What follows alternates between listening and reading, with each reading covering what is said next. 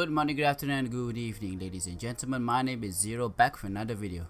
Today we're gonna cover the Gore Queen herself, Garuda.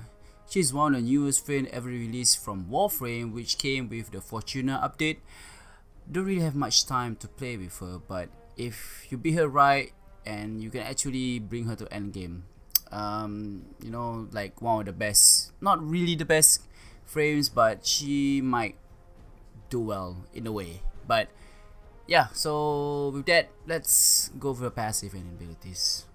Alright, as usual, this is a disclaimer. This is how I built my Warframe, and this is how I've been playing Warframe all this while. I'm a hardcore casual fan of Warframe, so if you have anything you want to say or comment or roles or whatsoever, do that in the comment section down below, and don't forget to like and subscribe. With that out of the way, let's start with a passive.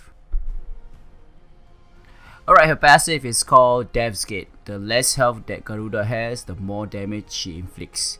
Garuda gains up to 100% additional damage bonus for her abilities, and the closer she is to death, the more damage she deals. It's kinda one of the best abilities or passive in this case, for in terms of Warframe wise. It's one of the best, trust me. When no melee weapon is selected in Arsenal loadout, Garuda melee claws, which is her talents, become available in the Arsenal screen. This is one of her passives also, as it is an exclusive melee weapon that can modify separately and equip for combat during missions. This is one of the best weapons in the game. Not really the best, but you know, it's one of the coolest one. He looks like, you know, it's so like Wolverine claws, but he has 4 and it's kind of long and kind of thing. But instead of like hiding the claws, you actually like see it out there. You know what I mean. So let's start with her first ability, Dread Mirror. Rip the life force from an enemy and use it as a shield that captures damage. Charge to channel the captured damage into explosive projectiles. It captures damage from a frontal shield and converts it into an explosive ball of gooey blood, and it's like Nova's antimatter drop, but instead of capturing bullets, you have to take damage to increase damage. Next, we have Blood Altar.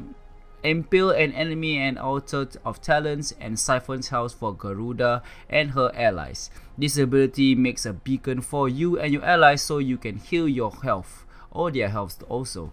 I'm not saying it's better than your very own Trinity, but it serves as a good way to heal yourself in endgame runs.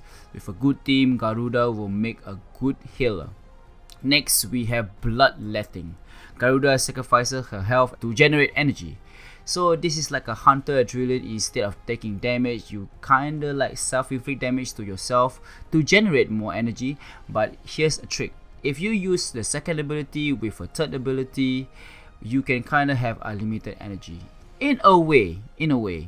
Alright, next, her final ability is called Seeking Talents. Charge to expand the targeting area, release to send Garuda talents careening toward each target in the area. Surviving enemies are prone to bleeding.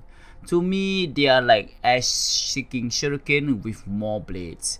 It doesn't really deal a lot of damage, but it really used to full inflict bleeding damage, and with a good status proc weapon, you can actually inflict more damage. Seriously, this is one of the best abilities when it comes to status.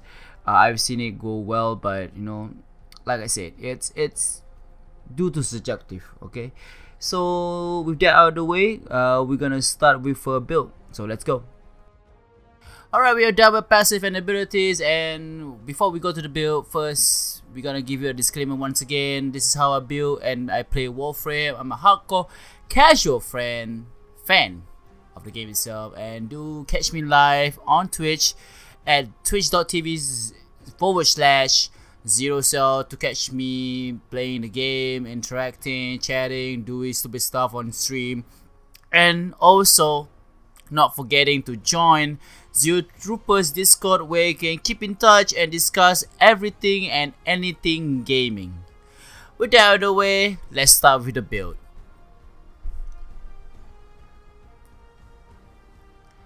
Alright, I'm just gonna show you one build for this frame, as I'm not really a big fan of Garuda. Not really play that often because I don't think I'm good with this kind of frame, you know, like those healer kind of Gore stuff, kind of thing. But I'm just gonna show you one build as a casual build. You know, if you want to play casually, this is how I build this. So let's start with the aura. I have Steel Charge as my aura, Augur Message and Prime Con for my duration, Power Drift and Intensify for strength, Steel Fiber and Vitality for survivability, Stretch for a bit of range, and lastly Prime Flow for energy. So this build is basically a balanced build for mid game. For end game wise, I think this frame has potential but not to end game. So I don't use her for it, as I have other frames which are much more useful than her, and you know, that's the reason why, you know, I don't feel that Garuda has the potential to go. Someone really proves me wrong. You know, if you want to prove me wrong, do that in the comment section down below. And alright, time for some epic music and some gameplay.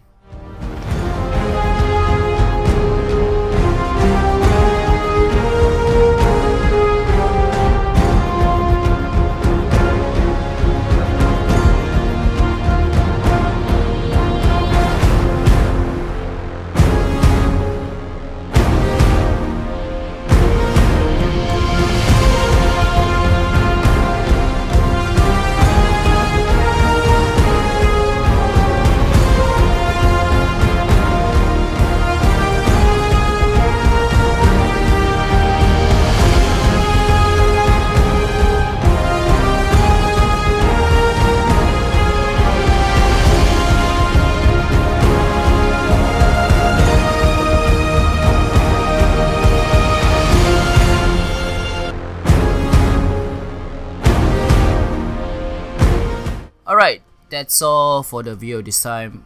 I hope you find this video informative and useful. Don't forget to like and subscribe to this channel if you want to see more content like this, or maybe like that, or this way, that way, and that will seriously help me a lot. Seriously. So I'm gonna end this video right here, right now. Until next time, do visit the links down below in the description, and until next time on Frames by Zero, have a good one. Peace.